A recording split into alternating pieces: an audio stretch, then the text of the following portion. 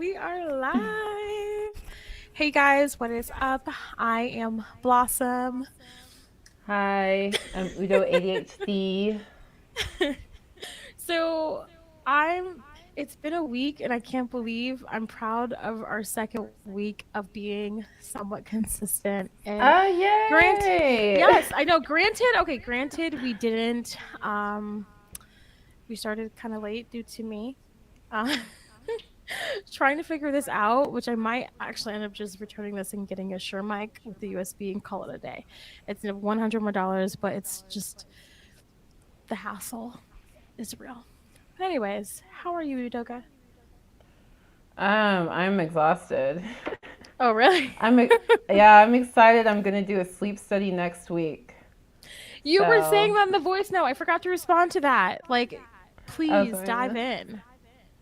Oh, I just have really bad insomnia and I can't manage it. So, I'm gonna do the sleep study, and then um, there's this place that they do Hey, cognitive behavioral. Sage.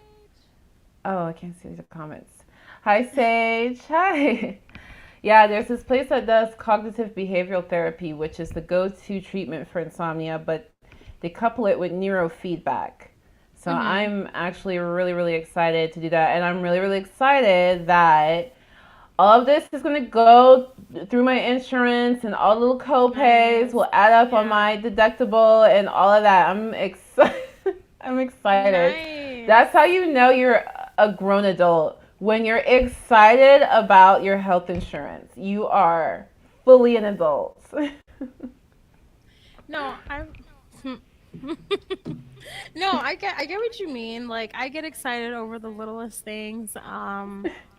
But that's how I know that I'm an adult as well. Like the other day I received a little SpongeBob thing, and I know it's kind of ironic because I'm receiving something that's childish, but I really appreciated it. It's like this SpongeBob little thing right here, and then what you do is you squeeze him and then you kind of pass it along. It's kind of like musical chairs, and then whoever Oh, has that's it, cute. yeah, so it stops at every, you never know when it's going to stop because it's not like every single time it stops at the same time. It immediately stops so quick.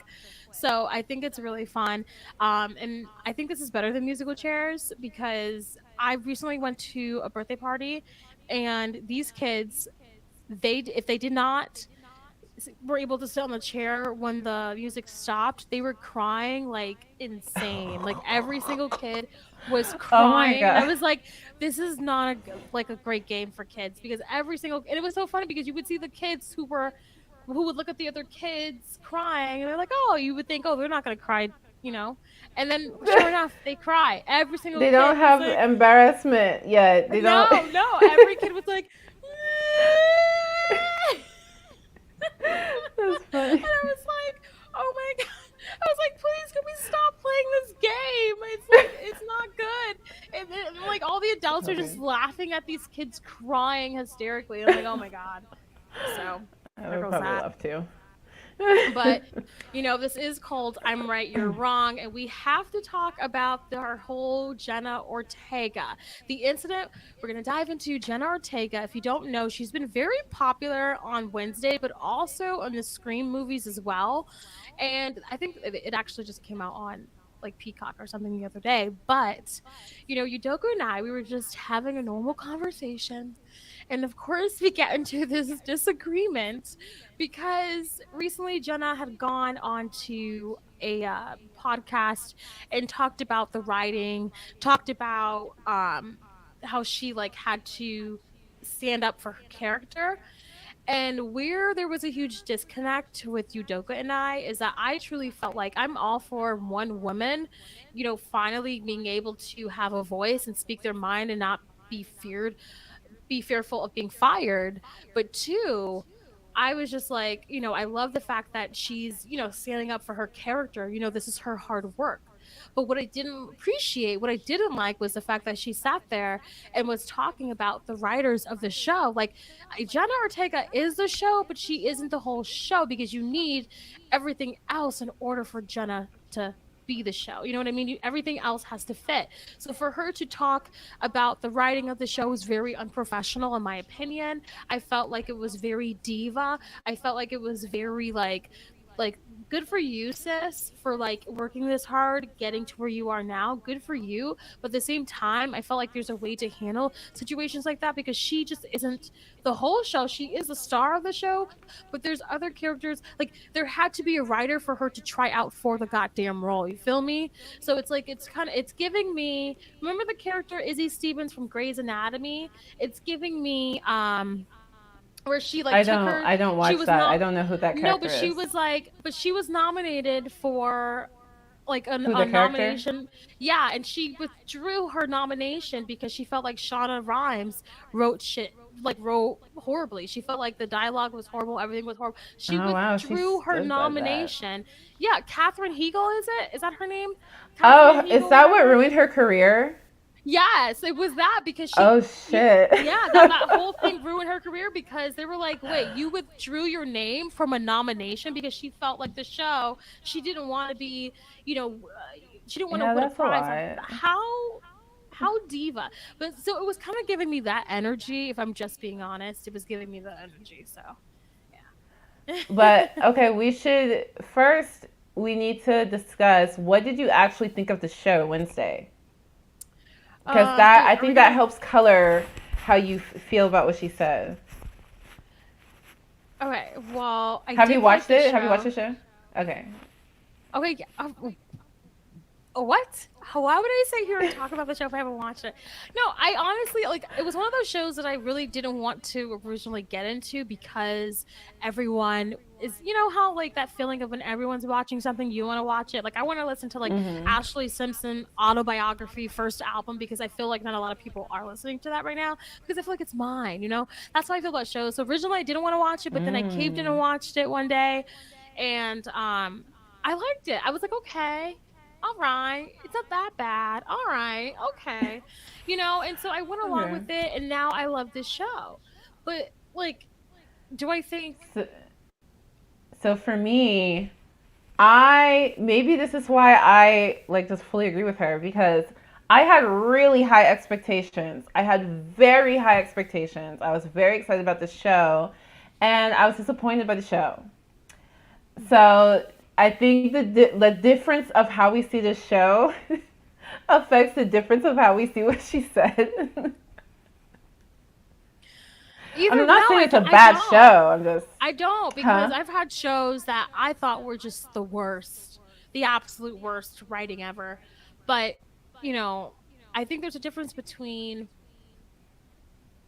saying how you feel, standing up for your character, but then going on a podcast and shitting the writer in the Mm. process. Because you don't ever want the topic to be like we're doing now. You don't ever want the topic to be about behind the scenes of the show. You want the topic to be about the show.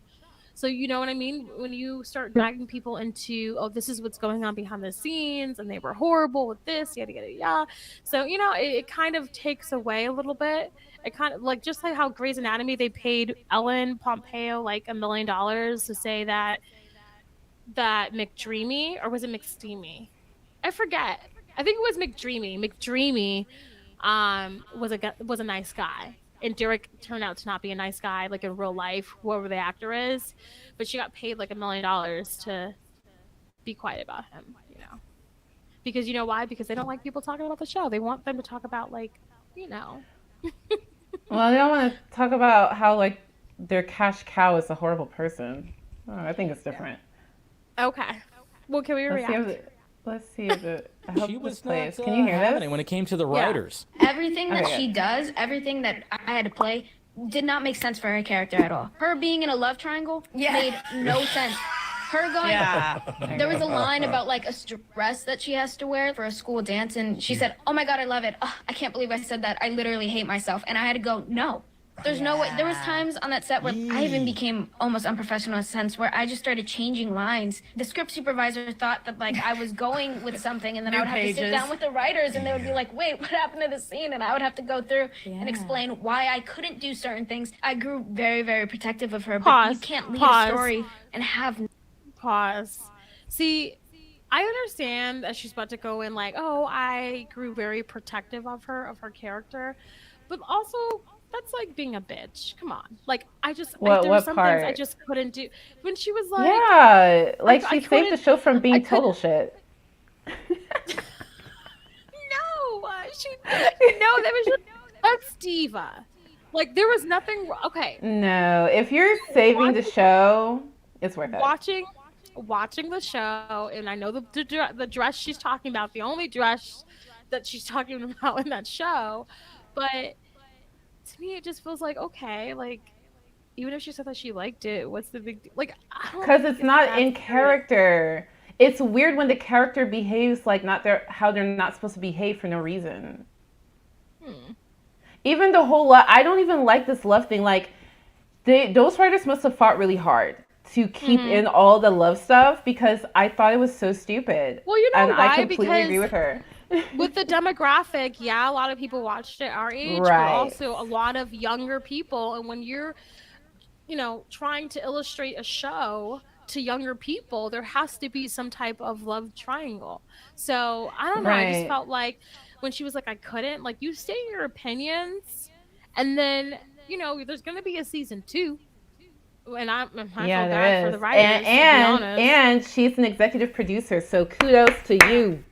Kudos to you, Jenna. You did that, and it's highly No, needed but because they were pulling some stupid stuff. I'm But sorry, here's that is my not Wednesday thing. and Adam. But here's my thing. It wasn't no look. I have the most utmost love for the writers, and there was no like disclaimer of A niceness. It was just sandwich pretty much method. like. You know what I mean? Yeah, like it really was no sandwich method. Like it just felt like you cannot shit on the This is writers going and in. expect just everything to be nice and dandy. That's all I'm saying. Because at the end of the day, they had this vision, Jenna, before you did. I know you're now in the shoes and you're protective of the character, but guess what? It wasn't your character. You didn't think of this character to begin with. You know what I mean? They had that vision first. So at least respect that. There's got to be some type of respect. And there wasn't, in my opinion, in this interview. I know. I saw No. one writer guy tweeted. He was like, "I really hate what she said because she's Hmm. basically implying that she knows better than the writers and she knows better than Tim Burton." I'm like, because low key she does. Be mad about it. That's how I feel. And as the writers, what I will say is that my whole the whole PR thing, I would have said, I understand that that guy was upset because he said that she's like an entitled little brat or something, but to me, I would have been like, look, I wish, and the guy did say this, I wish she would have addressed this behind the scenes, but I would have said something along the lines of like, we are more than happy to work with you. I thought we had like a really great filming experience. I would have kind of like, dressed it up in a way to Mhm. where this is how you made me feel. I get what you're saying. Now let's talk and take this off camera behind the scenes. No, So I love that she it's talked weird. about it. It's I just the way know that she did it's because Penn rude. Badgley, because actors talk about behind the scenes all the time. And the Hmm. last one I saw was Penn Badgley, and he was talking about how behind the scenes he requested that they remove sex scenes from this last season of You. Uh, And but the way he was talking about it was positive. He was right. saying, I personally feel like because I want to respect my marriage, that I didn't want to do any sex scenes, and I humbly asked them if we could remove it, and they really accommodated me. That's a really nice way. Right. Like Jenna Right. should have said, so she could have said, I really connected with the character Wednesday, and there were things that I wanted to change that I felt would be more in character for her, and the Oh, writers were gracious hey. enough to accommodate that. So she could have said it in a nicer way. But No, I'm so sorry. You can continue. The Uber is here, so I have to tell Dave to get the Uber. Hold on. okay.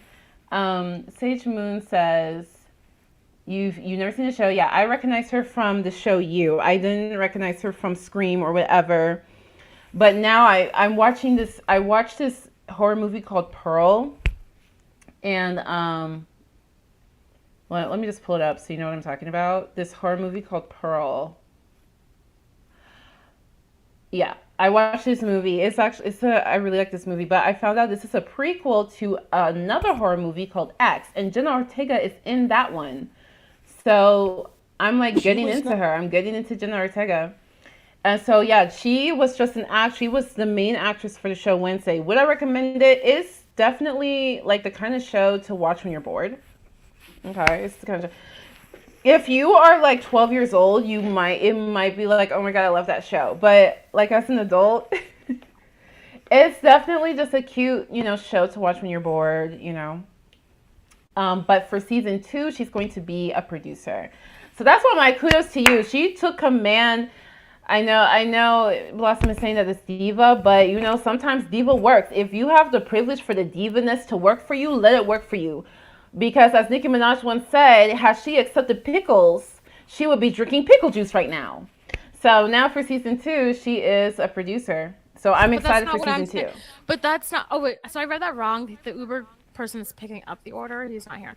But that's not what I'm saying. What I'm saying is that I feel like you're wrong because her delivery could have been 10 times better. You know what I mean? So I'm not saying that she couldn't have said what she said. What I'm saying is that there's a professional way to do this. When you are like one of the hit shows on Netflix and when you're thriving right now in your career, you better be professional. You know what I mean? Like, that's my whole deal with this. I'm really like disappointed a little bit in her, so to speak. Oh, wow. I am. I'm disappointed because I'm like, you don't want to have like too much of a big head. Say what you mean what you say, but you can say it like with a little bit respect. That's all. Well, I think she'll learn.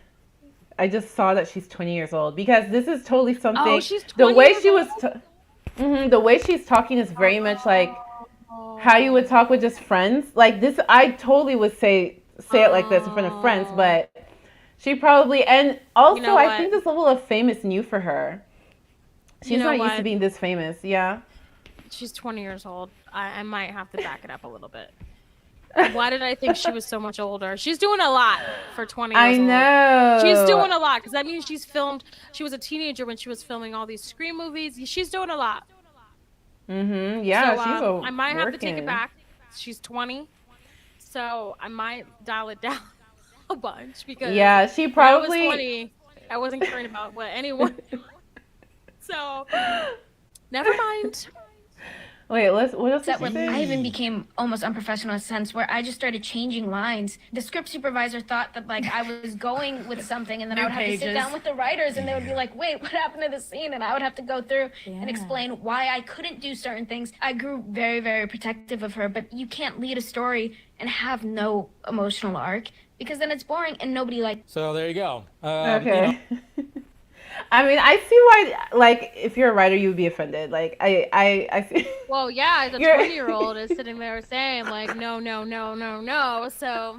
I see what it means, but she's, like, she's saying what they wrote is boring as fuck.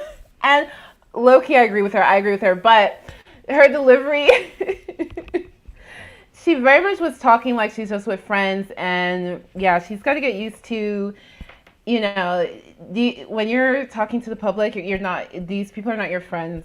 Yeah, she's gotta get used to that. I think for sure she's got a nice publicist now. She didn't already.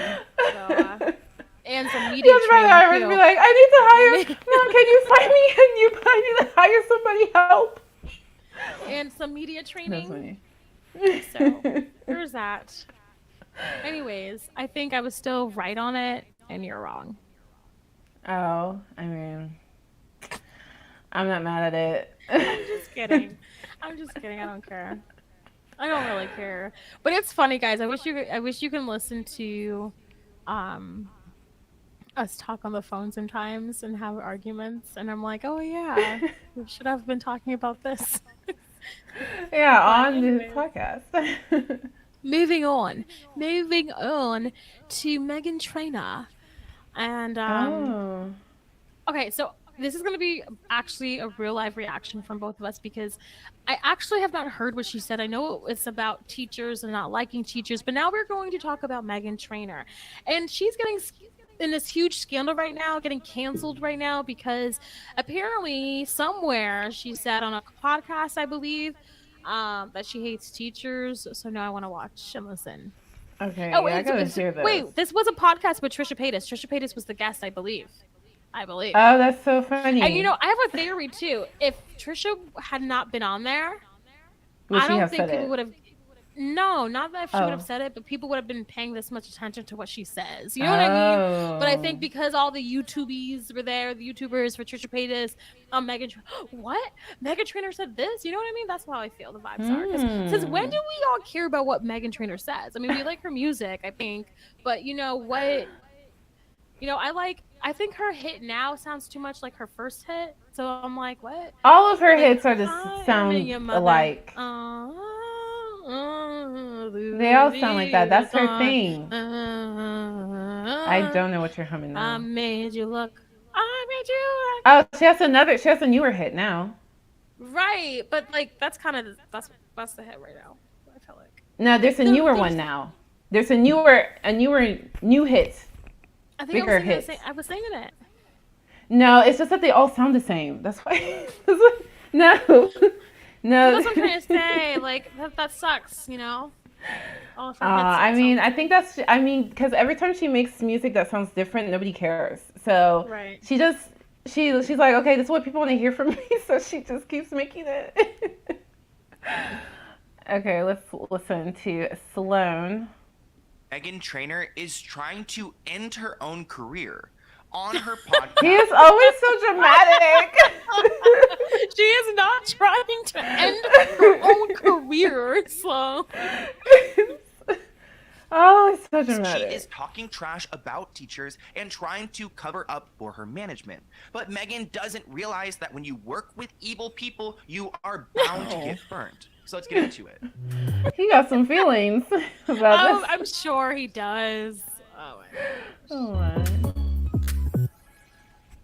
We talk about a bunch of different celebrities on this channel, but there's one in particular who I dislike more than anyone else, and that is Meghan Trainor. There's so many people that he doesn't like. Why does not he? I bet you it was some personal shit too. Like why? I know it's always something personal. It's always. What? What did she do to Lately, him? she's been getting a ton of backlash, and I decided to, throw my 2 cents in because there have been some legal threats from her and her team, and her relationship with TriStar is very questionable. TriStar Entertainment is her management firm. They work with the Kardashians, and they've been called out for allegedly putting Britney Spears in a conservatorship. But let's go ahead and break down this tweet. So, within like 72 hours, Meghan Trainor went from beloved singer to working with the devil, Lou Taylor. And she said, F teachers, dude, on her podcast recently, which is where I want to start when it comes to this. Remember we covered Jamie Lynn Spears' book last year, or maybe the year before that, I don't remember, but that Lou Taylor's ringing a bell. She was, we discussed about Lou Taylor. I think she had something to do with Britney Spears. Like he said, being in a conservatorship, she was one of the people that was in charge, like was handling that, started it. And I remember her being Jamie Spears talking like nicely about Lou Taylor. Yeah, and Britney hates them. Right. Okay. I remember we like talked. Yeah, wow. That was like 2 years ago. Huh? Yeah. Fiasco. Now, if you know me, we love teachers over here on this channel. My sister is a special ed teacher. Some of the teachers I've had in the past have literally saved my life. So we love teachers, especially in the climate we're in right now, because schools aren't necessarily the safest places to be. And in some cases, these teachers are heroes saving children. And I think when Trisha Paytas recently went onto her podcast, they were talking about, school in a negative way, which I get. I mean, who had a great high school experience? Definitely not me. But at the same time, you need to consider like what you're actually saying here. And if you're like supposed to be a role model, I mean, it doesn't look good that you're, trying to crap on an entire community of people who are raising our next generation. Yeah, no, but we're homeschooling our kids. Same. I think everyone. I want to homeschool my kids. Just inserting that. You've been saying that. that. TikTok is. And here's the thing. Oh, I have. I would love to do that. No, it's fine. I would love to do that. You've been very consistent with that, so I truly believe that's what you're gonna do. But I don't know yet. I don't know. Like reality sets in, but yeah. Oh, is that what you were gonna say? Like, Well, all I was gonna say is I don't know if I thought I could, but I don't know anymore. oh, after all those kids crying from the musical chairs. By the way, when she says that they're gonna homeschool their kids, all she means is they're probably just gonna have people come to their home. You know what I mean? Like, I don't really see. Oh yeah, these are rich people. Yeah, rich people homeschool is different. It's right, I don't actually think right. They're like, this is what it's like to have a kid in school in America. I have a bulletproof backpack. I was like, that. Like that, but also Bullying. kids can be mean. Teachers, that was my trauma. Teachers, you know. But then also, yeah, the violence. I mean, I think it's just that thing. It's not even private school. It's just like having them homeschooled. We're homeschooling. Yeah, I'll let you know how it goes. Okay, yeah. Do I actually believe that Meghan Trainor meant her comment by saying F teachers? Probably not. Wait, did she say it and I missed it? Right, I'm like, what? Was that it? If that was it, if that's it, then believe that Meghan Trainor meant her comment by saying F teachers? Probably not, but it's careless, and it seems like she's a careless person in her personal life. Not even private. That was a bulletproof backpack. I was like, that. Like that, but also she said F that. I didn't hear F on. Teachers. Yeah, let's play it. Kids can be mean. Teachers, that was my trauma. Teachers, you know. But then also, the violence. He's pause. He's censoring out her saying the F word when she says teachers. Because of he wants to have a monetized teachers. That was my trauma. Teachers. Okay, I heard the censor. Yeah. I heard it. Okay. Okay. No, but then person in her personal life and in her career. I mean, now she's apologized for what she has said, which that's pretty standard, I'm sure. Liam Taylor hit her up for someone at her management firm and told her to go and save her ass because the teachers of TikTok and teachers of the world are calling her out, as they should. Teachers of TikTok and teachers of the world. I recently said F teachers on a podcast, and it's not how I feel. I was fired up because we were talking about how sending your kid to school here in America is so horrific, and what all of us have to go through, but especially teachers, is not normal and not okay. I had Trisha Paytas on the podcast, and I knew her history with her teachers, and I knew my husband's history with his teachers, and I was bullied by some teachers. So in that moment, I got angry and said, F teachers, F those specific. Yeah, that's what I figured. But I did not mean that to all teachers. I love teachers. I fight for teachers. I think they have the hardest job, and they're the most underpaid. They're the most unappreciated when they literally raise all of us. I don't want to make excuses. I'm just so sorry. I'm so sorry to any teachers who I made feel bad. And I will remind myself that my words definitely could have a consequence. And I'll be more careful. Love you all so much. I'm so sorry again. Thank you all for helping me. Maybe the teachers of the world will forgive her after that apology, but if I was a teacher, I would be, making a little note in my agenda. No, because you hate her for whatever reason. Next time I hear one of her songs. Because there's still like 7 minutes left in this video. I want to hear why he hates her, though. You know what I mean? Like, what? Let's see. Not just because she's legally come after me before, but... Okay, so one, she probably, struck his channel. Right.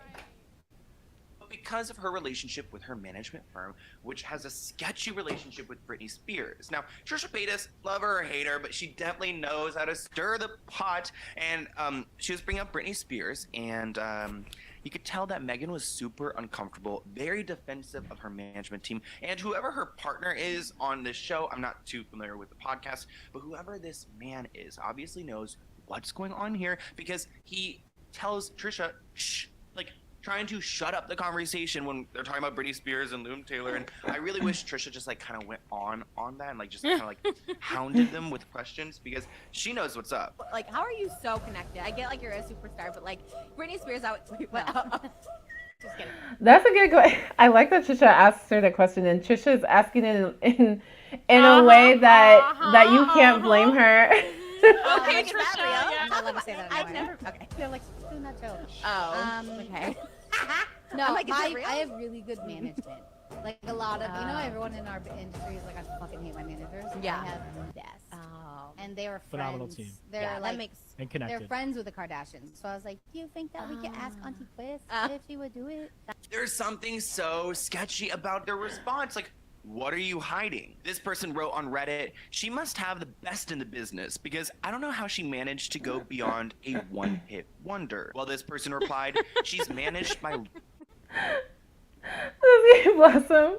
And the answer is make all the other songs sound like the one-hit wonder. Make the most sound the Here's same. the thing, though. If you're struggling to make it in the music industry, question, no matter what Lou Taylor did to anyone, if being with her meant that you could be like making viral music You'll make videos and it. stuff, wouldn't you do that? Like, come on, let's be real. Yeah. Lou Taylor, who was Britney Spears' longtime manager during her conservatorship. That tells me all I need to know about Meghan Trainor and if I want her opinion. You guys can easily Google what TriStar did to Britney Spears, and Meghan's fully aware of what happened to her, but she's just on the bad side. I mean, TriStar was accused of spying on Britney Spears at some point. Britney also claimed that Lou Taylor tried to harm her and claims that she will sue. And if you guys have not seen my videos in the past, definitely go and check them out because there are so many emails out there, leaked messages where it shows that Lou Taylor pretty much coordinated this in my opinion, coordinated this conservatorship with me. I decided to go, walk down memory lane and look at a video that I made about Meghan Trainor and Britney Spears and talk to you guys about why I was legally threatened by her. She was legally to take it down. wait. Yeah, that's why he doesn't like her, because his team told him to take it down. Oh, okay, that's the video. Talk to you guys about why I was legally threatened by her management team to take it down. So this is a screenshot of the email. Pretty much like they sent me one cease and desist for one video, and then they ended up telling me I had 20 videos I needed to edit. Which at this point I didn't have legal representation. Not good. I didn't have any legal representation, so I had to handle it on my own. And this video right here, Meghan Trainor hates Britney Spears, and this is why, was something that upset Lou Taylor and Britney Spears. And there are a bunch of quotes, you guys can see the timestamps here, that they wanted me to remove from that video. Now, I did my due diligence, and I made sure to keep a record of every single quote that they did not want to be in the video. And I just want to read a few quotes that Meghan's involved in. Wait, can we pause? I just want you guys to see what are... Oh, wow. So he is funny. Sloan is hilarious. So I kept the quotes that they did not want me to have in the video, because now he's just commenting on the quotes he didn't want. Are they trying to cover up and get removed from the internet? So, quote, literally scared, and that back in 2010, that's when she had to sue Lou to stop her from trying to steal her estate, which again, this Lou and Taylor woman has done a lot to Courtney Love. I'm sure she's tried to do a ton of things to Lindsay Lohan, which actually she threatened me over this Lindsay Lohan video I had too. And honestly, the evil side. So it seems like she gets along with these people and she loves her team. This is actually the video I got in trouble for, and if you guys want to go and check it out, I highly recommend it. I had to cut out a bunch of crap, but Meghan is so... I thought Britney Spears was writing all her lyrics and songs. I soon figured out it was Max Martin doing everything. And so I was a big fan of Max Martin, Ronnie Jerkin. I loved her. I love everything she's ever done. These are our songs. When Britney Spears records her vocal most of the time.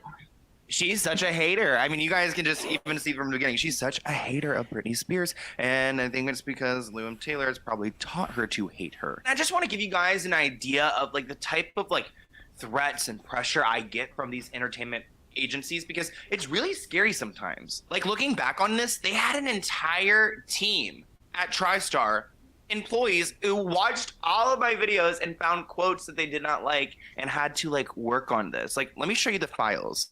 What the hell? Look at all these files of every video where they had their employees go to my little old YouTube channel and clean it up because they have something to hide. So maybe one day I'll just release everything. I don't know. I sent it all to... You will. One day you will. Liz Day at the New York Times for the documentaries back then. Trust me, I keep everything and I send it to anyone who may be able to use it and do something. And I was like, you know what? These are documents with a bunch of quotes of things they don't want out there. So I feel if you're going to investigate anything, investigate all these quotes they don't want out there, because why are you hiding this? I hope you guys enjoyed this video. I just wanted to hop on and share a little bit of my... Hilarious. That's so funny. Okay. I mean, I'm not a teacher or... I'm like, whatever. Look, here's how I see it. I don't. Now, when it comes to Sloan, now Meghan Trainor kind of rubs me the wrong way.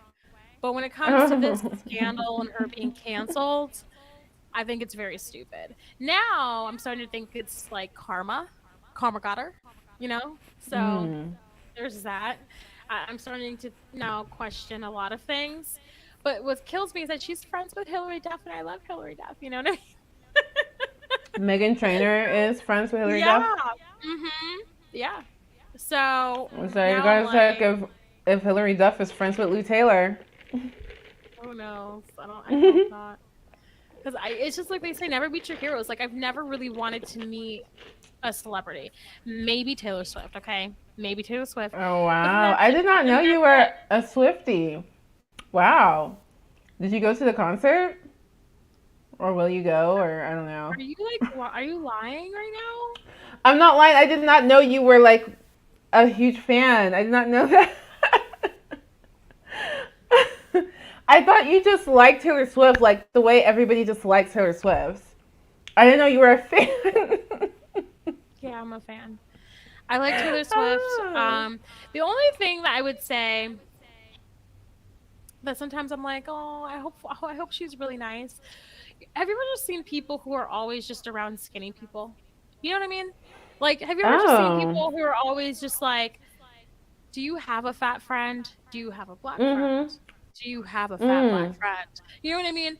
So there's things like that I always question. I'm always like questioning, like, are the girls that you talk about on a night out, do they involve someone that's like overweight? You know what I mean? So that is so interesting. You know what? That's something that. Yeah. That's something I never think. It's something that has crossed my mind, like especially during that. Oh, baby, now we have bad blood, and she was like showing all her friends.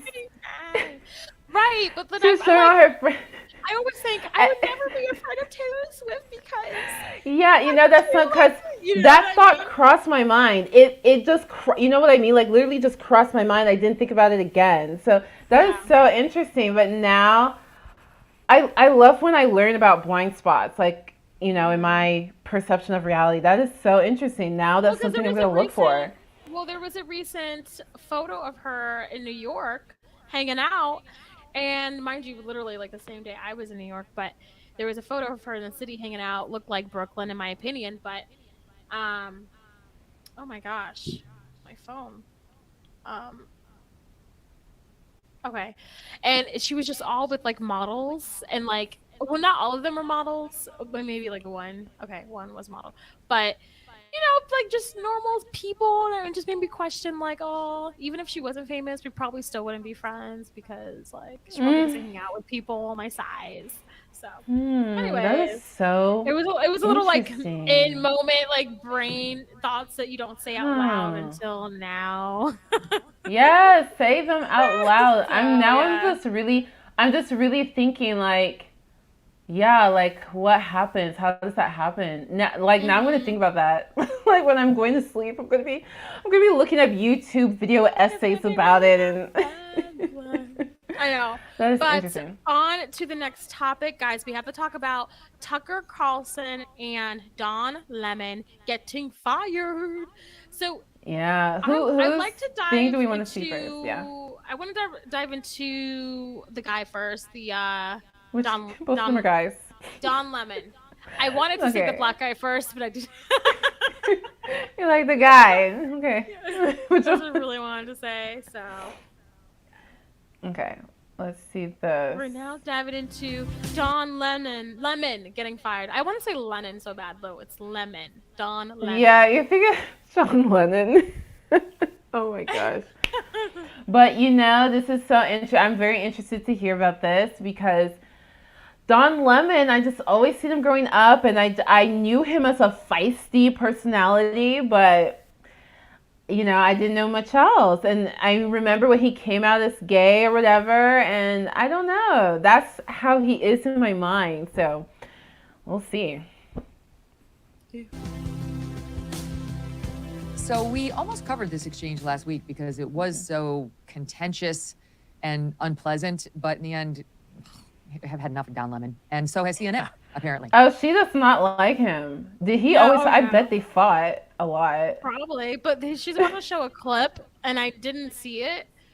I just know of the one scandal recently where he was like, women are at their prime, and then and you saw it too.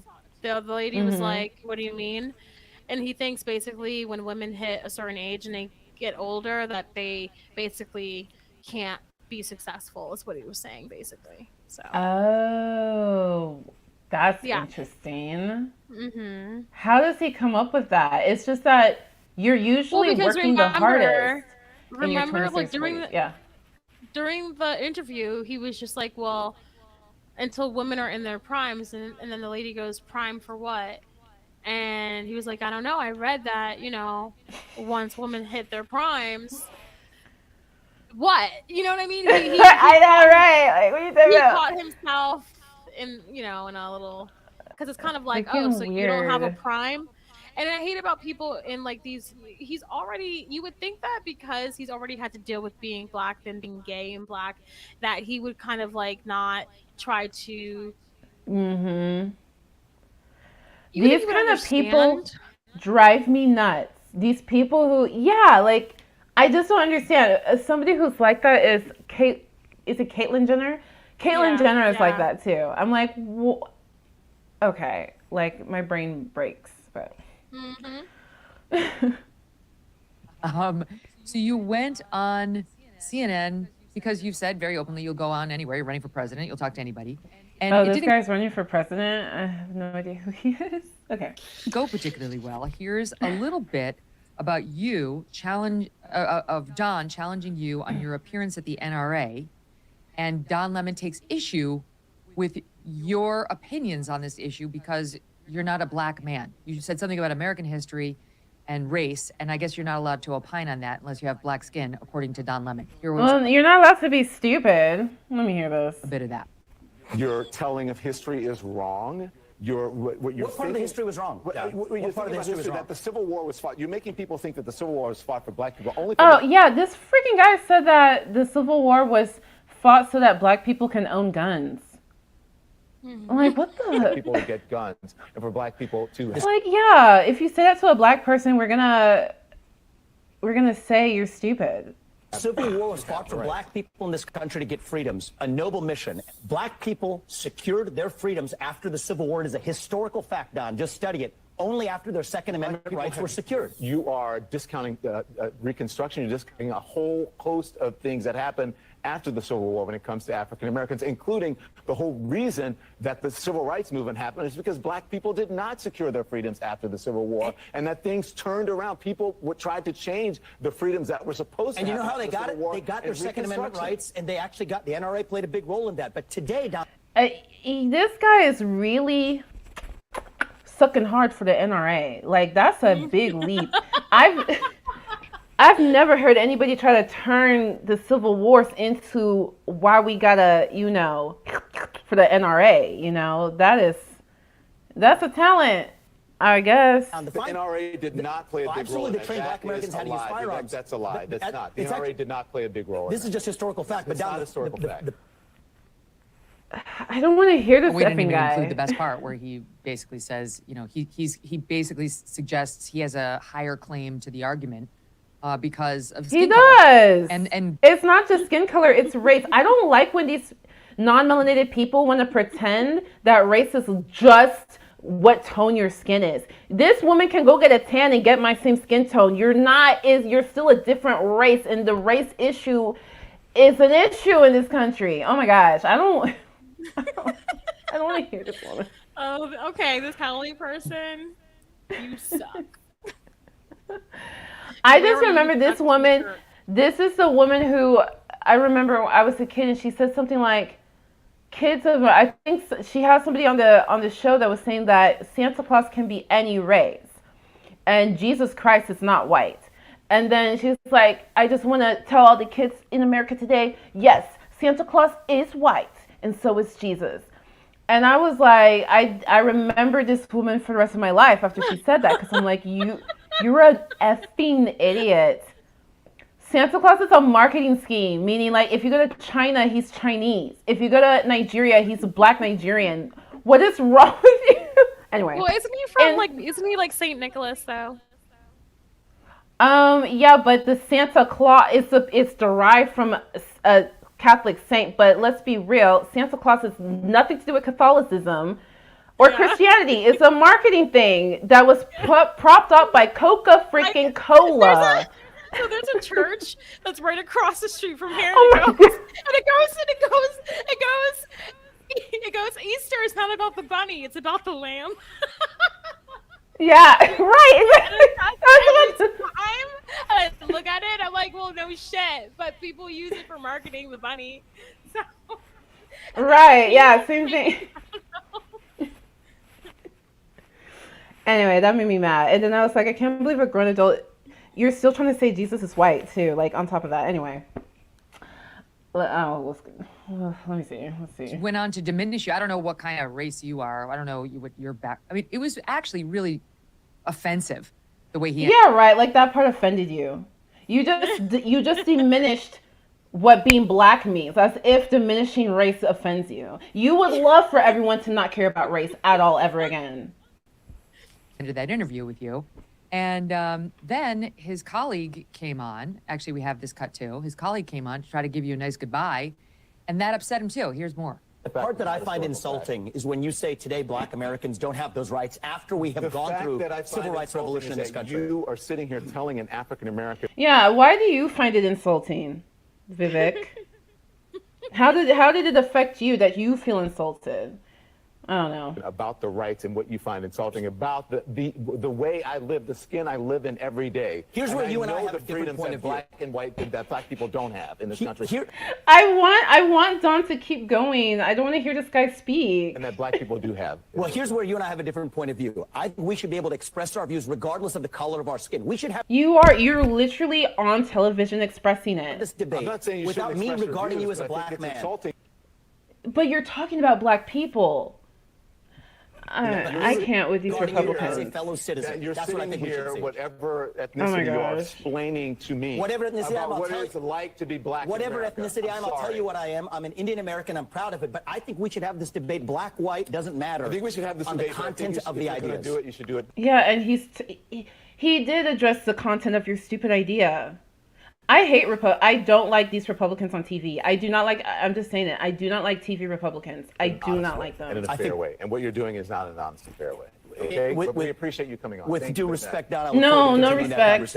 Thank you. The conversation. Thank you so much. Thank you, Papa. Well, I don't understand what Meghan was trying to show us. She was saying that Don's colleague was trying to say goodbye, but she just... That you were explaining what it's like to be black in America. That's not what happened. You were not trying to speak on behalf of black people. You were talking about America's history. And the reason I go through that exercise, Vivek, is there are several reports out today that was the last straw for CNN management. If you watch the longer clip. Oh, really? I don't believe that, because Dom, he does that all the time. Why would that be the last straw for this nobody Republican? They saw an opportunity when Tucker Carlson got fired. They were like, well, let's get rid of our problematic person too, you know? Go on. You will see Poppy Harlow trying to give you a nice goodbye, saying, we'll talk about China the next time you come on. We'll get more into depth into your policies. And Don Lemon clearly wanted to move right on, saying, and goodbye, it's over. You know. Yeah, as he should. So what do you make of the fact that you may have had a role in CNN? Oh my God, you're going to gas this dude up. Skip him. What a loser. Run for president. Good luck. Some of these dog Americans in this country have a working knowledge of U.S. history when it comes to American. But now get this. He's probably going to be on. I'm done with this. He's probably going to be. If you're done with it. No, he's probably going to be on News Nation, Don Lemon. But get this. Chris Cuomo is also on News Nation. Guys, I've made a video about Chris Cuomo and no one liked it, but it's fine. I was all for Chris Cuomo because although what he did was wrong about his brother, like, you know, using CNN resources, like, why are we pretending like they're brothers? You know what I mean? Like, people. No, okay, this is why people didn't like your video, because you're basically look. there's things in life that, you know, like, lots of... No, I'm not saying I know it's wrong. Like, I know things are morally wrong. But what I'm saying is, can we stop, like, sitting here acting like, oh, I can't believe you did this thing. Oh. Like, whatever. We know, like, it's not the end of the world. You know what I mean? So that's why I was just like, okay, I get what he did was wrong. I get it. I don't think it was grounds for suspension, though, if you ask me. So. But Like, so you're saying this guy, he has his own show or something? On News Nation. Okay. I watch So you think Don Lemon and Tucker Carlson? Well, News Nation offered them both a job, but I think Tucker Carlson's probably going to go to Parler. Isn't that an app? Oh no, he's probably not, because didn't Kanye buy Parler? So he's probably not going to go there.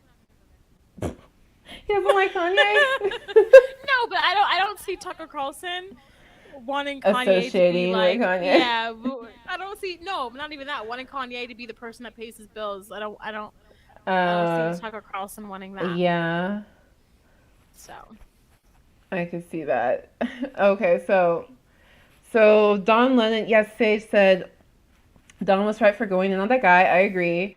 That guy is so, you know, he's very much like I used to just work in an office with a few of these very Republican Indian Americans, and they are really just like him. Like it's very annoying. I don't like Republicans on TV regardless, but it's very annoying. I don't like when somebody is a POC, a person of color, and they feel emboldened to speak on different subgroups of POC. And then somebody from that subgroup is trying to tell you something and you are adamant that you know better. That is so, because I guarantee he would feel some kind of way if Don Lemon was trying to talk about the plight of Indian Americans in this country and tell this Indian American what he is getting wrong about his history. So anyway, I find that kind of thing so annoying. And then, yeah, what he said, I'm still trying to find all of the sexist comments Don Lemon made. I heard, hold on, let me find this one clip. I heard this one guy who accused Don Lemon of SA. And he said that Don Lemon was like flirting with him, like, oh, you really like me. That's why you're effing with me, right? And this was like in the workplace. So there's other people around. And the guy's like, no, I'm really just here to do my job. And the guy says that Don Lemon stuck his own hands down his pants, you know, started playing, pulled out his fingers, and put the two fingers underneath the dude's nose. No, that did not happen. Ew, that did not happen. That's what this guy claims, and I haven't had time to like research more. I was like, oh. So when they say like work harassment and SH in the workplace, because I was like, what SH? What is he doing? That's at least one of them. I gotta look up more on that, but okay, let's see Tucker Carlson. Controversial host Tucker Carlson today.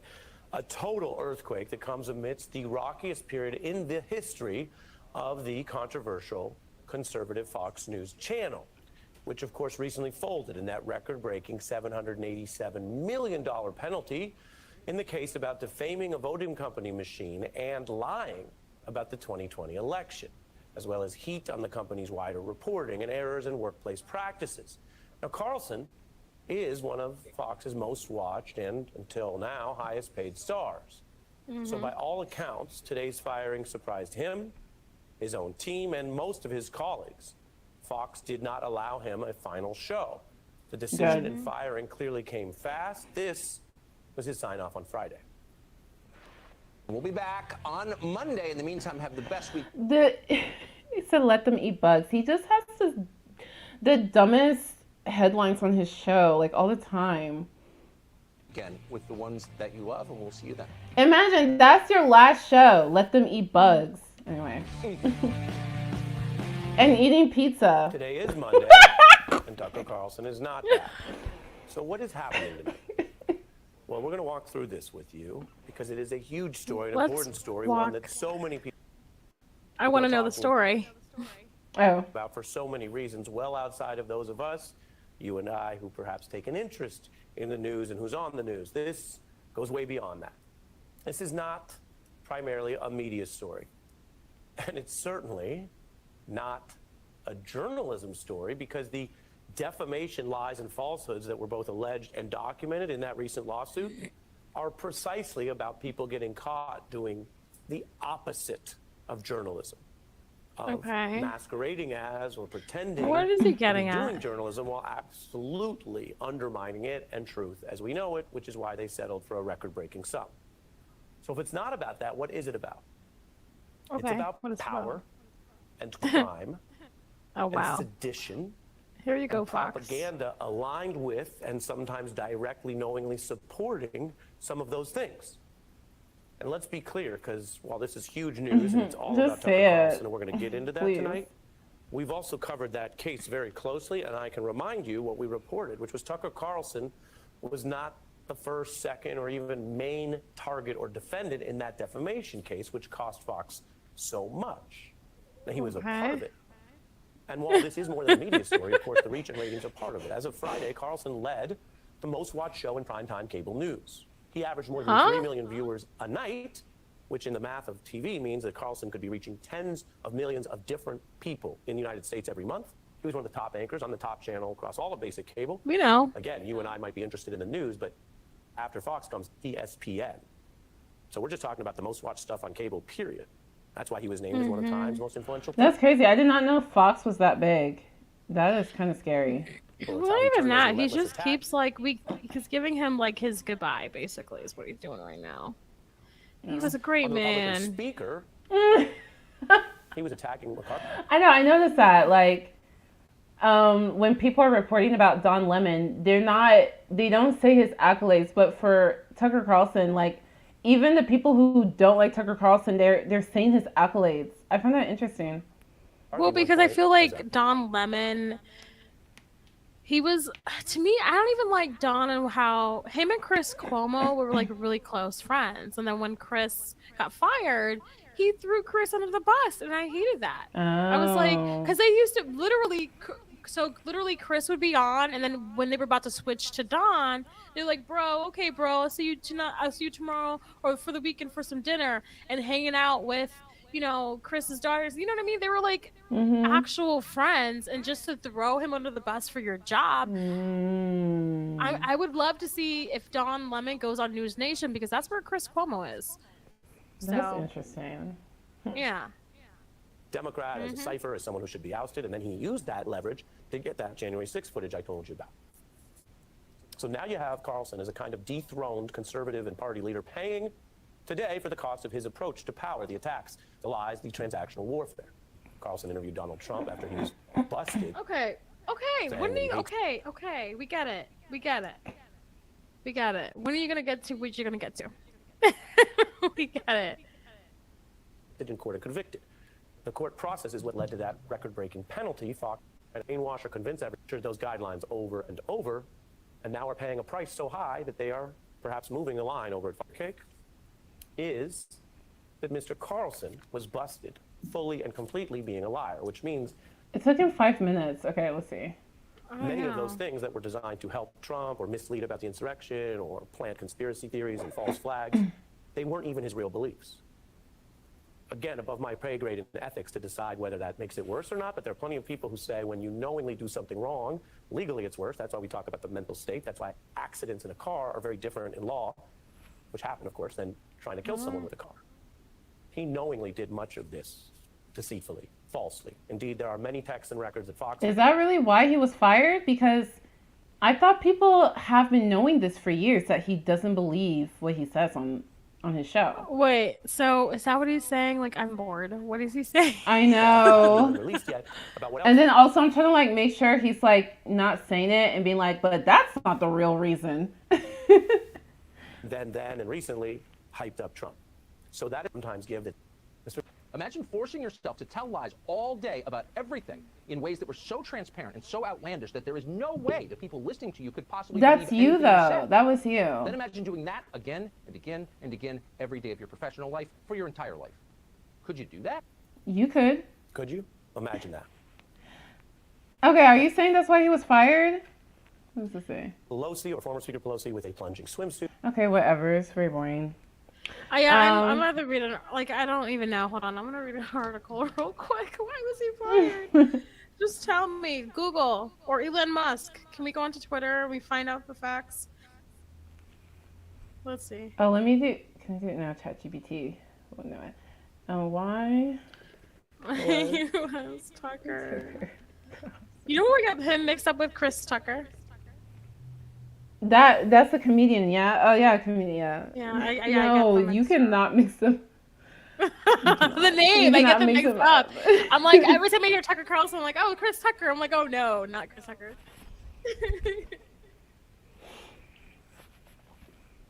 Let's see.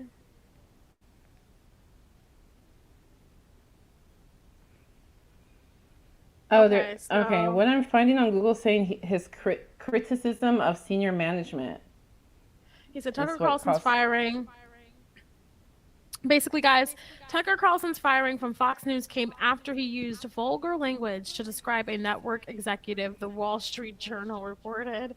Carlson described a senior Fox News executive as a C word in a text message obtained by lawyers as part of a defamation lawsuit between the network and Dominion Voting Systems, according to the Journal. Really?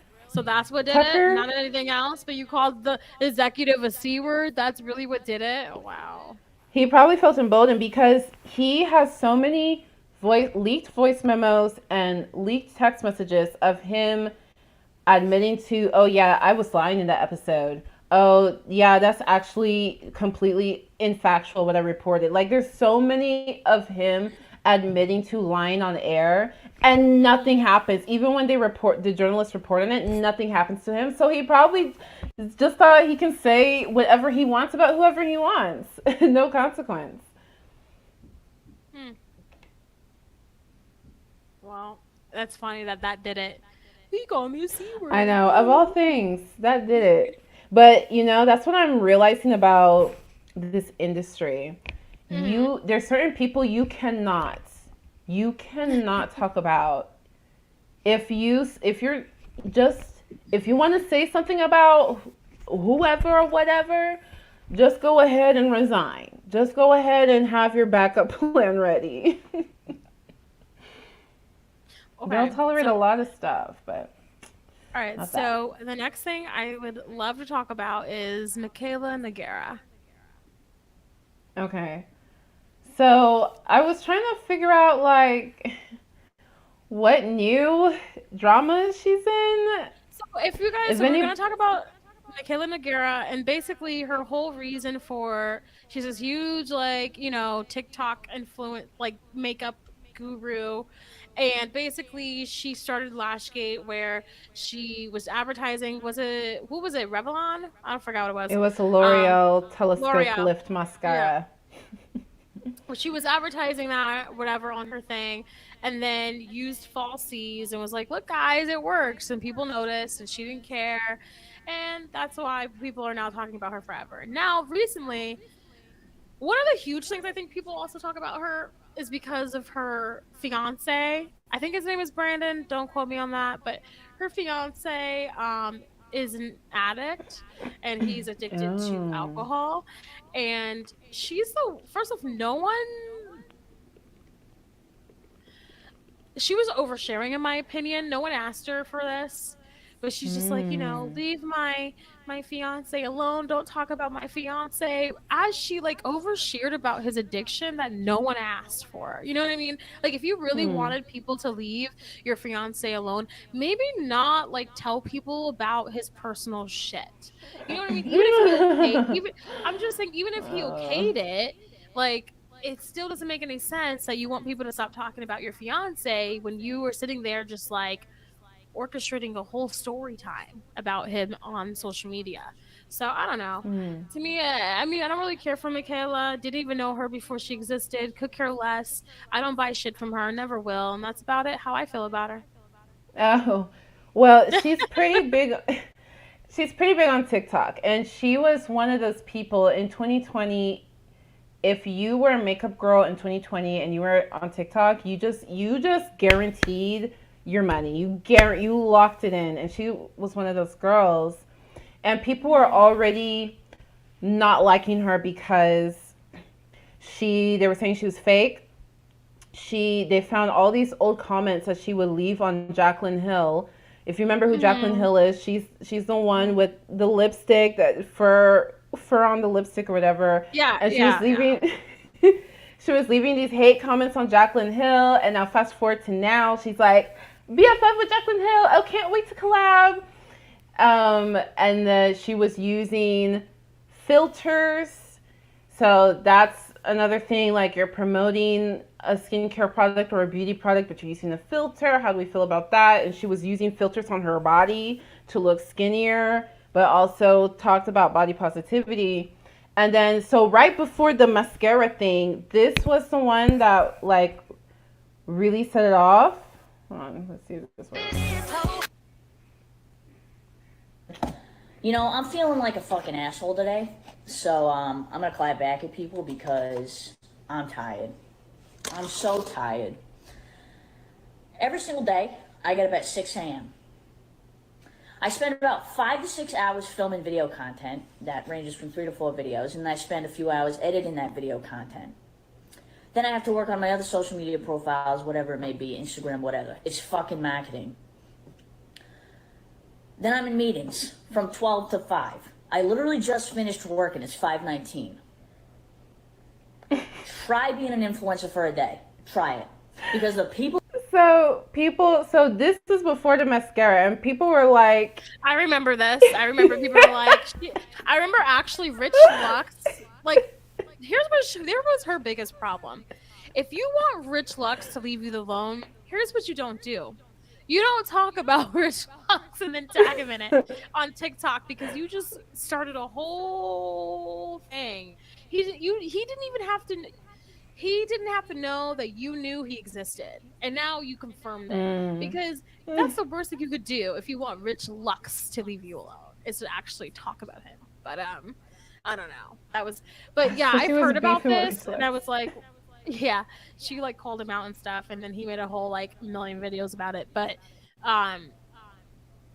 this to me, like, I actually understood what she was saying, but I felt like, okay, a normal job, you know.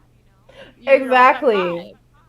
And to top it off, people found where she would post, you know, Jaclyn Hill posting, you know, in her mansion, or, you know, Jaclyn Hill's luxurious life, and Mikayla commenting, must be nice. How about like you post when you get a real job like the rest of us? And now here she is talking about, I have to wake up at 6 and I just finished, it's 5:19. Well, You to try. Me, this sounds like a person, but this sounds like a person who thought social media was easy. This whole thing is just easy. You click and go. So just, to me, this really did sound like a person like, oh my gosh, I'm really working like a real job. Wow. So I understood, actually, I understood this, but to actually film this and post it on TikTok. Yeah, in response to somebody saying, I think the commenter said, you know, you can complain when you work real jobs like the rest of us, or I don't know, saying basically what she used to say to Jaclyn Hill. So she actually apologized for this, but then when the mascara thing happened, I feel like she was just done. No more apologies. She didn't apologize for that. I don't think so. I think it was. Yeah. I think L'Oreal had something to do with it. I don't think it was fully her. Oh well. Whatever the reason, she didn't address it. She pretended like it didn't exist, and I think that's what she's going to do from now on. I think this was the last thing she apologized for. Well, she probably listened to Jaclyn Hill. Like, Jaclyn, I can hear Jaclyn be like, girl, once you start apologizing, it never stops. They're going to want you to apologize for this. They're going to want you to apologize for that. I bet you that's what they're saying. I bet. Okay. There's one more thing that I did want to talk about real quickly. We did talk about these two ladies in the past, and I wanted to bring it up again because it's been a minute. But I wanted to let's talk about. Wait, are we done talking about Mikayla? Yeah. Okay. Yeah, who are you talking about? Let's talk about the podcast, Gals on the Go. And here's why I want to talk about it. If you don't know, Gals on the Go is a podcast with Brooke Michio and Danielle Carolan. The girls, they've started this podcast years ago. And so the one that's blonde is Danielle. The one that's brunette is Brooke. And I really want to just press on a video of theirs and then press pause. Okay. So go press on a video and press pause. Oh, any video? Yeah, any video. Press pause. Okay, scroll down. Oh. Scroll up. Okay, there we go. Comments are turned off. So I wanted to dive into this because I'm a huge believer.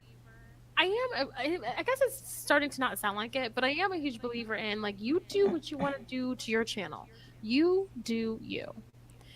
But if you're someone who listens to this podcast, you'll hear, like, from time to time how they would love to, like, make their podcast bigger, be on Spotify, do all of this stuff, right? And I do think there's potential there for that to happen.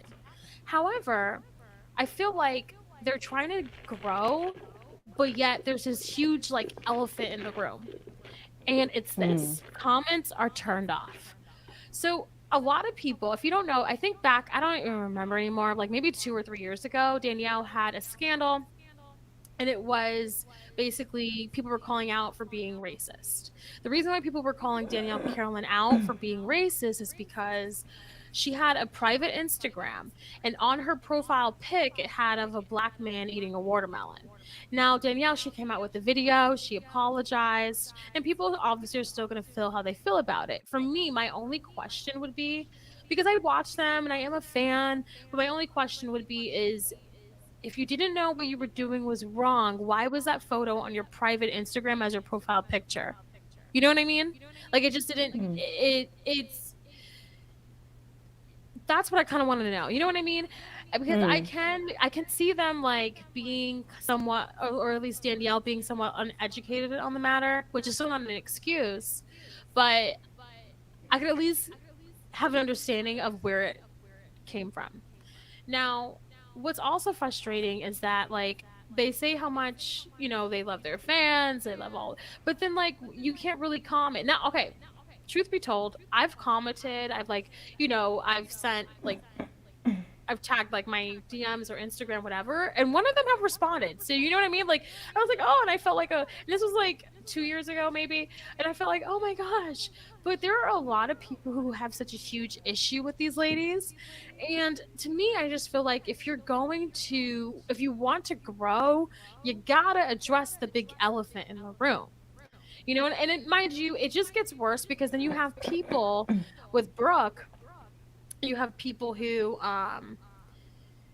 she's dating this guy, and people are, like, all looking into his background and found him on, like, Bumble or something. Like, you have it's so I no, but I understand why like she doesn't talk about him anymore because they, like, found him and everything.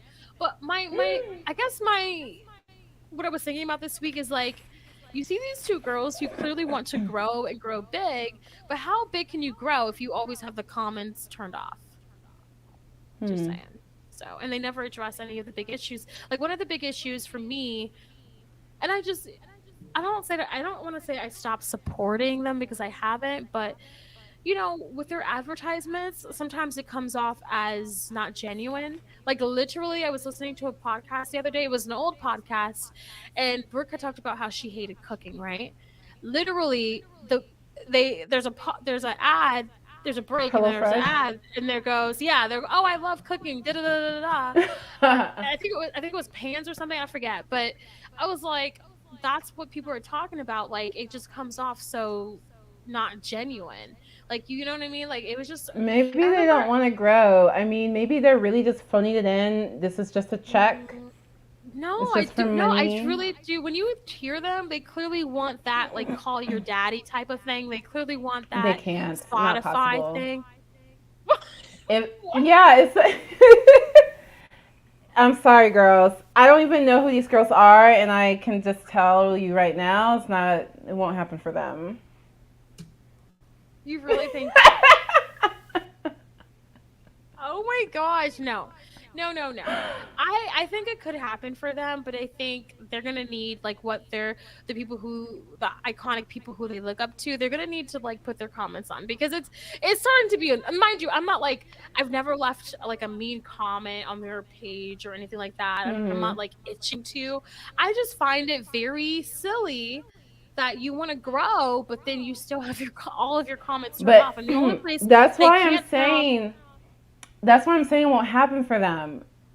It seems like they're not interested in the true connection with their audience.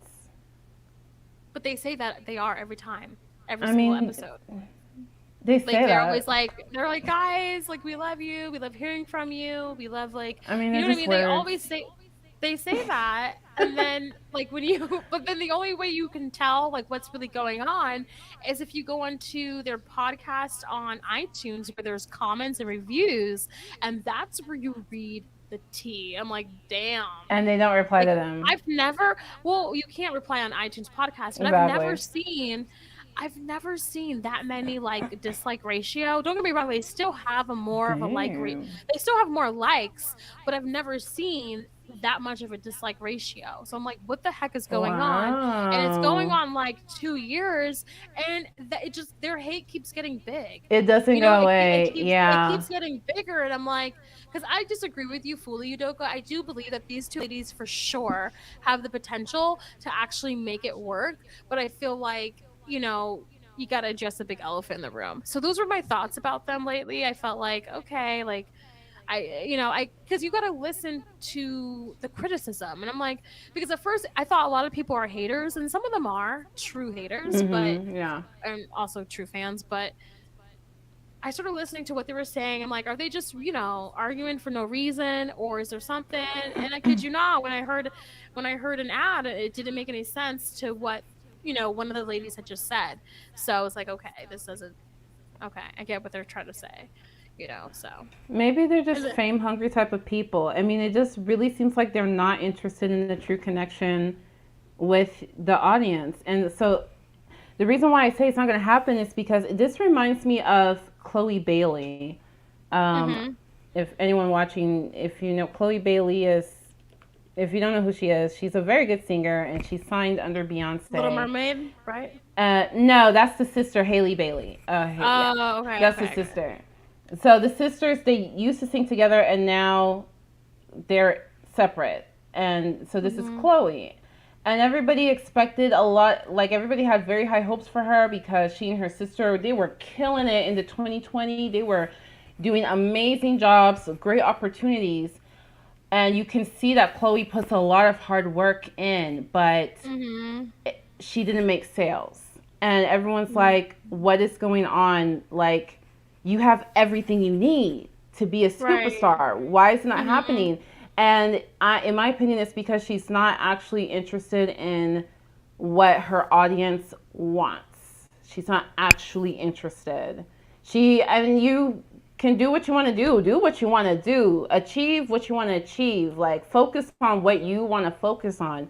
But in my opinion, you have to be at a certain level to do whatever you want and not care about your main audience.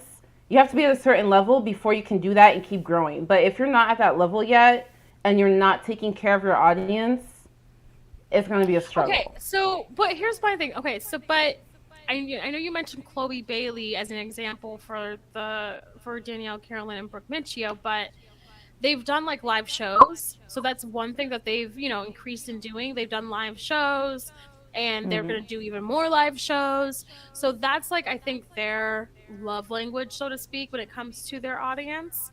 But to me, I feel like comments, like, when everyone's, like, on their phones in the bed and shit, we want to, like, watch videos. And to me, like, look, I don't leave comments anyways. I just think from a fan point of view, you feel shut off with the comments. You feel me? Right. Like, you feel, But then again, you know, like I said, I messaged one of them, like, this was maybe like a year or two ago, about, I don't know, I saw a video, a YouTube video, I forget. I think maybe it was Brooke's video, and I messaged, and then she messaged back, and I felt special. I was like, oh, you know what I mean? Exactly. Yeah. Right. So I do think they do. I have to disagree with the connection. I do truly believe that they do want to connect with their audience, but I feel like this whole no comments on is getting in their way of growing. So, you know.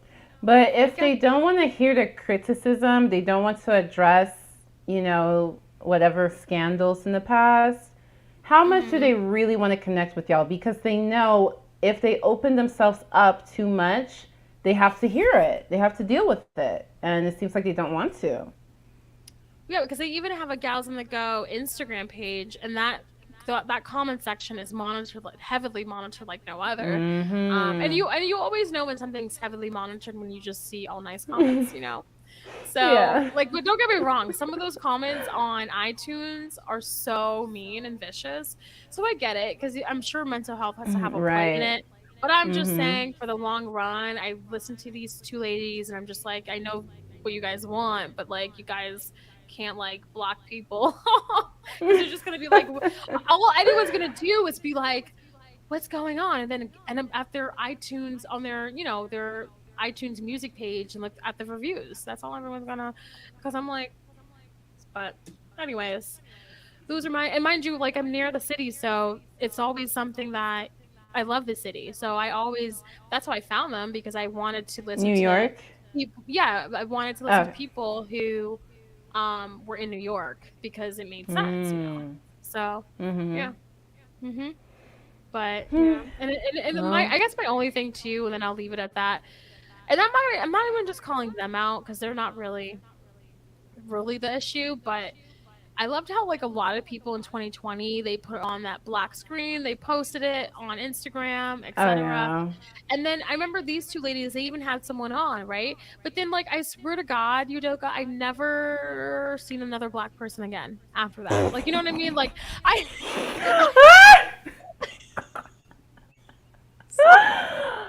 oh my gosh, yeah, I am so to me, that's the only thing that's like kind of, that was like concerning, you know what I mean? Because you can't force it, but it's, I don't know. But anyways, I still watch and listen, support, all of that. So yeah, that is funny. But no, whenever somebody used to interact with their audience in the comments and stuff, and then I see that they don't do it anymore, it makes me watch them less. It makes me care less. I start drifting away. So, you know, do you feel like that's happening to Gals on the Go? Well, I feel like, you know, when you see something, I know you don't see it, but you know, when you see something and you're like, this could be like potential, you know what I mean? This is like, this could be like a Spotify exclusive, but then there are certain things to where when I'm reading the criticisms, I'm like, okay, what are they doing about it? And you know what I mean? And it would be nice for them to address the things people are talking about, and not just, oh, you know, hide behind it, because they're not like, I don't know, Mikayla Nogueira, who could do that. You know what I mean? Like, right. You know, move on. Like, exactly. It just over the years, I've been really paying attention to their story, and like even behind the scenes of drama, as far as just like how, you know, the cancellation and all that. But I've been paying attention on like, oh, are they gonna? And I'm wanting them to succeed. Like, are they gonna grow? Are they gonna do this? And yeah, they're doing more with the live shows. But I feel like this is putting a dent into their growth. You know? I know. So. It's annoying. It's annoying when like you see the potential and you're like, you're ruining it. Right.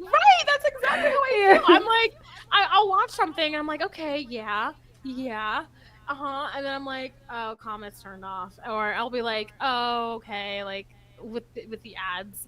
I don't mind ads. Ads is how you make your living, do you? But I feel like, you know, you can make genuine ads.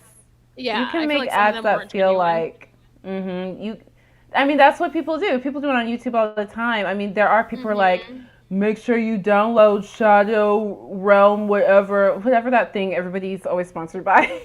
But there's people who they actually like put their personality or make it something that's like, oh yeah, that's definitely Blossom, haha. So, yeah. Yeah, and I love their merch. I like, you know what I mean? But here's the thing: some of their haters are just rude. Like I saw on what was it? What's that site where people talk shit? Oh, Reddit. I saw on Reddit where this girl she found their shirt at a thrift store, and I'm like, y'all are mean. Like, did you really find it at a thrift shop? But then I saw the tag on it, and so I was like, okay, they did. But it's like, no, but there's also this huge community of people who like really truly dislike these people. Like they dislike these Oh, that's ladies. the other thing. Yeah, you start building. That is so annoying. I don't know. It's That like level everyone is like getting, yeah, everyone's getting like they're friends because of their hatred for these ladies, and I'm like, damn. That sucks. Like, No, that's why the comment. That's why they are never gonna turn the comments back on because it's growing. And just imagine, like at this level, they have that. You have that at this level. Oh, that sucks. They're scared. I would just utilize that hate. Like, you know what I mean? Like people, come on. If people just remember that comment that we got from that me. Oh yeah, that person. I was like, whoa, we're back.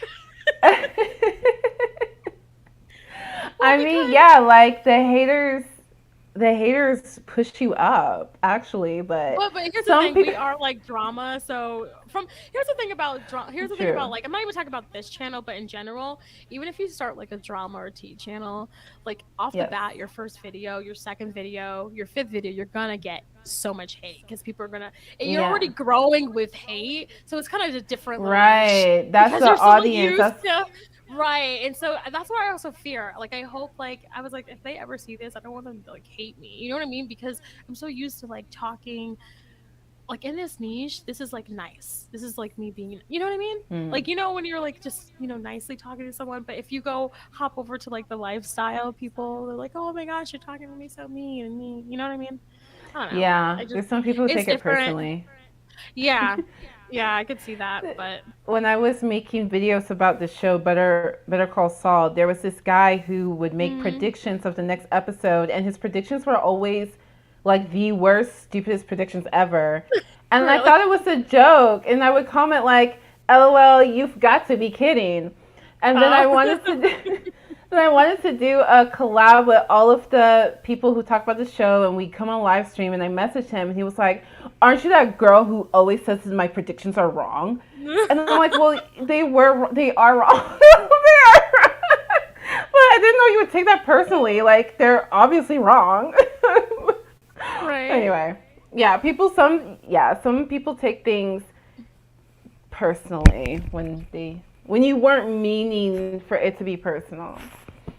Right. And so anyways, well, those are my 2 cents about the people who I watch. I haven't, like, I listen to them. I listen to Pretty Basic. I listen to Pretty Basic. Emma Chamberlain. I listen to I heard she has a coffee. I listen to Wild Till 9. Oh my gosh. Ooh, I don't listen to enough people, like African American people. I listen to the OC podcast. I listen to because then now that all these TV shows are having like every single TV show that I'm in love with, I'm listening to. I'm listening to One Tree Hill. I'm listening to, like, when I drive for an hour or so, I'm always either like on the phone or listening to a podcast. I don't know. I listen to like all these people. But they're always like in this niche. Yeah, Wild Till 9. I love Wild Till 9. I love Pretty Basic. What else do I like? Gals on the Go. What else do I listen to? I don't know. I gotta see what's in my podcast because I know I listen to way much more shows than what I'm naming. Oh, they had Jackie Aina on. I wanted to listen to this.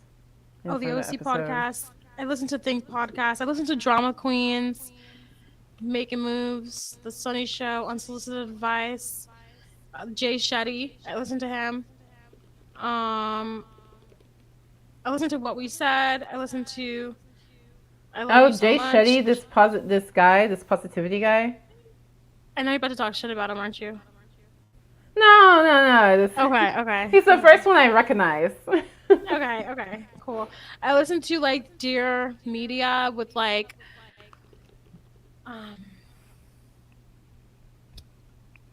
what's his face? Oh yeah, I've Josh seen this Peck's one. show. Yeah, that's true. I listen to Full Coverage sometimes. I listen to Do you listen to that Christy Romano? Yes, What's I her listen to name? that show. Yes. I listen to. Oh, Full Coverage. Oh, this girl was talking. Oh, okay. I like that she had Annalise on. She played Rachel and That's So Raven. Yeah, and, I saw that already. And she's like, when did you know Raven was gay? She's like, oh, I knew the moment. I knew the moment I saw her. Oh, really? That's what she said. I'm like, that's so real. I knew the moment I saw her. Right. And Chris was like, oh, did you encourage her to come out or whatever? She was like, no, she kept it to herself and, it's fine. But also, like, I feel like at that young age, everyone's depending on you. The show is you. The show is Raven. And if you come out as gay at that time, without the sort of show, that girl had a lot of I completely understand why she is not interested in acting or whatever anymore. I would be so fatigued. Oh, Sage Moon asked, do y'all listen to Jesse and Lily? Let me see. Jesse and Lily. I listen to Matt and Abby, but I have this. Well, maybe you didn't. You were there. At the Ace Family yeah, Fest. You talked about Jesse and Lily, and you said you listened to. Yeah, you don't remember these? Look at them. Do we know them? That's the name. Oh no, I don't watch them. I don't watch that. Oh, and you said Max and Lily. Well, we saw them at the Ace Family Fest, and here is why. Girl, I don't know. No, people. it's Matt and Lily. Wait, who the fuck am I watching? Matt and Abby. Oh, Matt and Abby. Yeah. And you said we saw them. Let me see. Well, maybe you were still in the gym. Yeah, I don't know who they are. So, well, here's like a little. Here's why. Okay, I don't really have much to judge off of, but this is why I don't necessarily feel. I feel red flag. Okay, here's why. Because about Max and Abby. Well, yeah, because they were there at the Ace Family Fest, and it was when the guy like kicked me out, and I couldn't get back in. One of the security guards, and then they walked in past everybody who was like mad, little kids, babies, like who didn't get to see the Ace family crying. They had tickets, everything. They did not give a shit about that. Abby was holding Matt's hand as Matt was guiding her into the gym, and they said hi, whatever, took photos with Catherine and Austin, and then they came out, and then they just looked at everyone like did not give a shit and was like, whatever, we did our thing and we're leaving, kind of like very entitled in a way. So that's how I felt, you know what I mean? I'm just I bet all these famous but I didn't even know are that way. I didn't even know that they were like a thing, Matt and Abby, until someone in the comments was like, oh, that's Matt and Abby. I was like, who the fuck is Matt and Abby? And I was like, oh, okay, well, it's nice that they can just go back to their lovely lives and not like, and I'm glad that they were able to just go in and do their thing, like not give a shit, pretty much. So whatever, but they're like Christian, but now you watch them? They're like, I do, because I'm like, I kind of hate watch though. Oh, well, you one of those. Like, I don't know. I don't want to even say I fully hate watch, because some of the videos I'm really actually interested in. I'm just lying to myself right now. I just don't like the fact that they didn't say anything. Not like what could they say, but it was annoying. It was kind of like you felt like you were waiting outside of a club, and then the popular person got in, cut the line, and took their photo, and then left, and were like, "Fuck you, bye," So. Yeah. Sage Moon says the real beef. Huh? No, what you saying? No, I was just gonna be like, they talk about so much about Christianity, waiting before marriage and all of that. So it was just like funny to see the goody two shoes ignore the crying kids outside as they. Oh, Girl, that's all I wish. That's all. Never expect Christian people to be like some Mother Teresa thing. You can talk about how much you love Jesus up and down, like all day, every day. I still expect you to ignore the homeless person on the side of the road. Like you are a regular ass person like the rest of us. I gotta see it to believe it. Sage Moon was recommending The Real Beef with S&P, and now I'm gonna check them out because they're talking about topics that I'm interested in. Okay. Let me see. Kemper. Let's see who's Kemper. Kempire. Okay, let's see. And then Grace Reports. Oh, I know what podcast I listen to. Grace Report. I listen to, what are they called? Oh my gosh.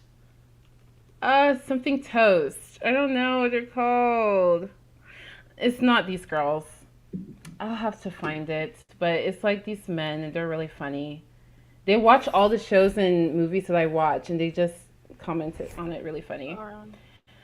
So the last thing I wanted to share was Keke Palmer, because I was hearing a little bit of this speech, and I was relating to it. Who is Keke Palmer? Who is Keke Palmer?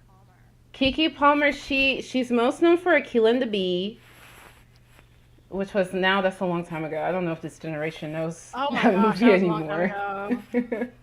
Oh, she was the first. I didn't even, when people were comparing her to Zendaya, she goes, "I was the first Black person on Nickelodeon to have my own show," and I was like, "Was she?" I didn't even like. Oh yeah, she was like president. Oh, what was her show?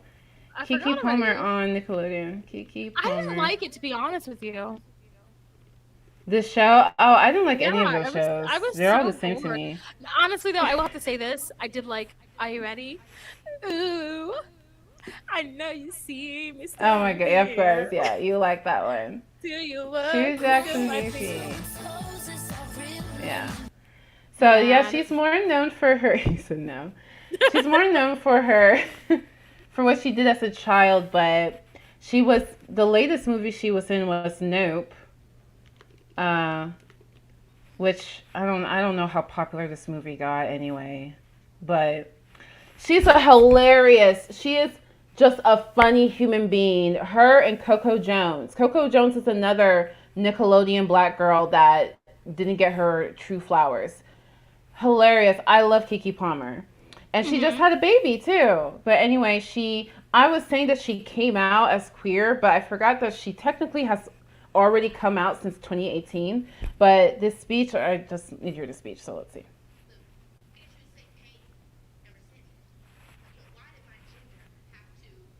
Where are we watching? She won an award. Oh, it was an LGBT award for something. I don't know. Can you show a photo of her on the screen? Are we not looking at her? No. Oh, oops. Okay, sorry, I did not even realize. Okay, so this Keke Palmer accepting something at the LGBT Center. There's always been a source of, I guess you would say, pain and resentment. You know, why did my gender have to define the power that I have in the world? And why does my gender get to decide my sexuality? You could hear Keke Palmer get a little choked up there. Oh, this she guy. accepted the Vanguard Award from the Los Angeles LGBTQ Center last night. Today on Instagram, she wrote, "It was such a gift to be in a room, being celebrated for being exactly who I am." We change so often, you know? It's exhausting. It's exhausting.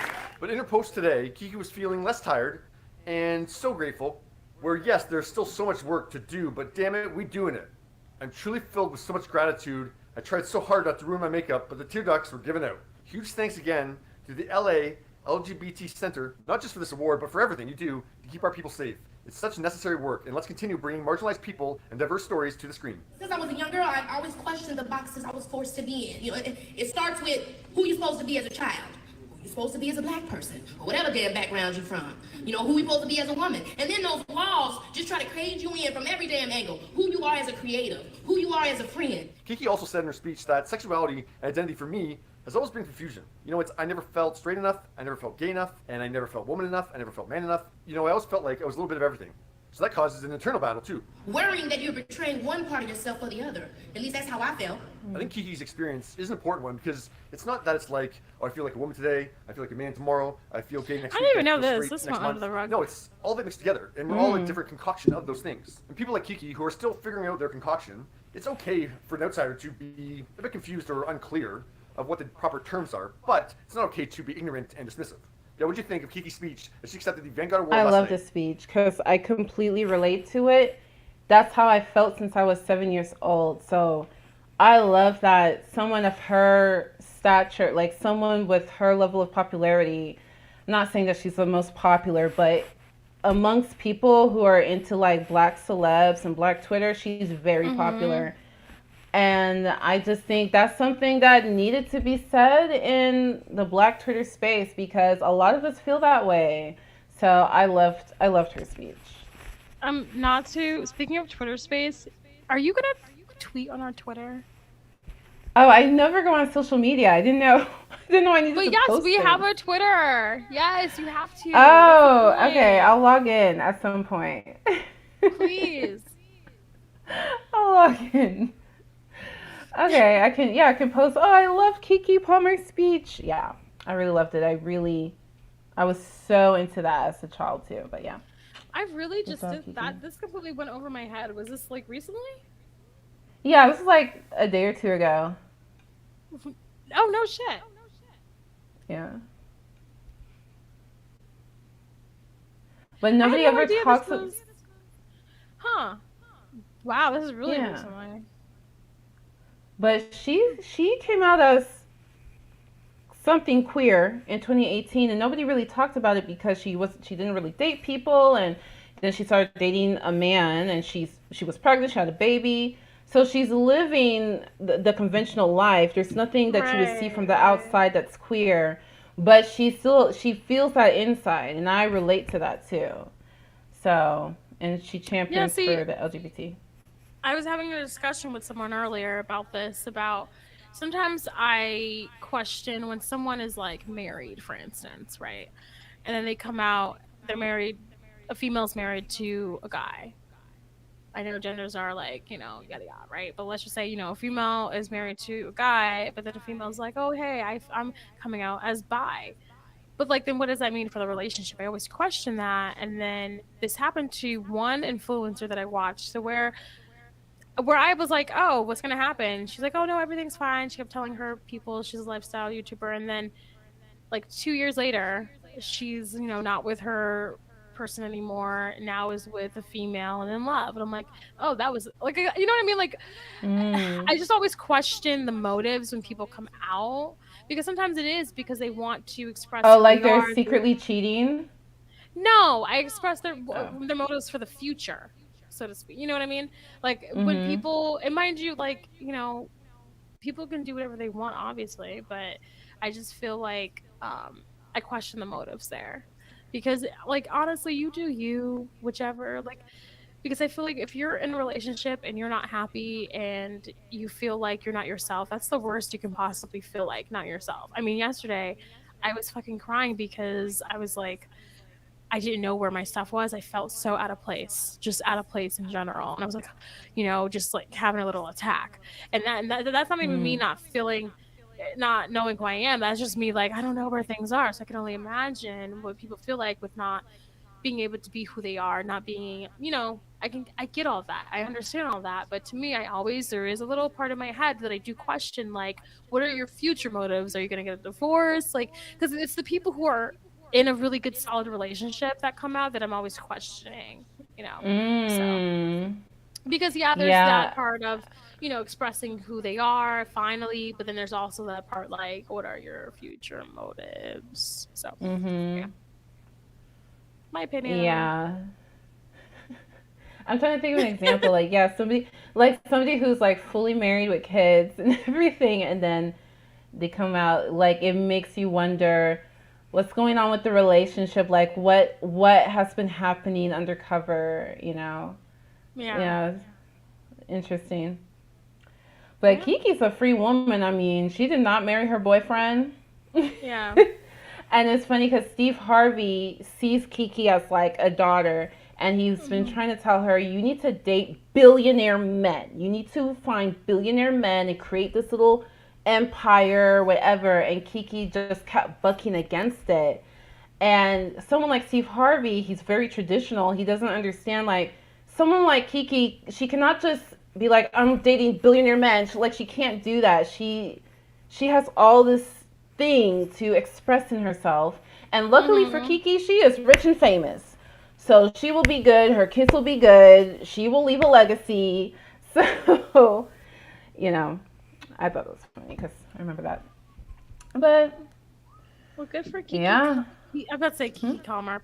Kiki Palmer. Yes, congrats to Kiki Palmer.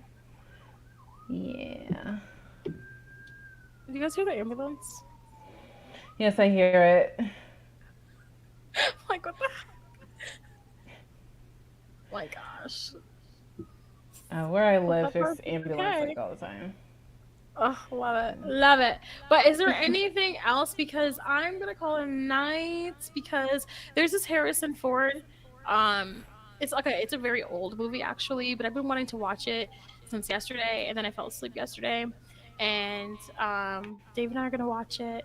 And I ordered Uber Eats an hour and change ago, hour and 45 minutes ago. So I'm looking forward to eating my food. And I feel like this has been such a really great, like, I'm enjoying doing these live streams. I think we're gonna grow. I think we're gonna do amazing things as long as we're consistent. I feel like, and I love like this whole entire week of like things happening and stories happening, and we're texting to each other. I know there's even more stories I just realized that we didn't even talk about. We have to talk about it next time. I know there's just, I love everything that's going on, and I know I'm gonna be able to talk about it. But so I'm excited for the next week, and I hope to see you guys next Wednesday. Hopefully. Oh no, I won't. Yeah. I'm gonna be in London. Oh yeah.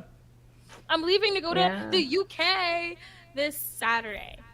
That is fun. Yeah, you gotta share. You gotta share. You gotta have your pictures ready, you know, and right. But what I'll do, well, Udoka, what I can do is like we can do all this. I'll give you the passwords and stuff, and then I can just hop in from my phone. Okay, cool.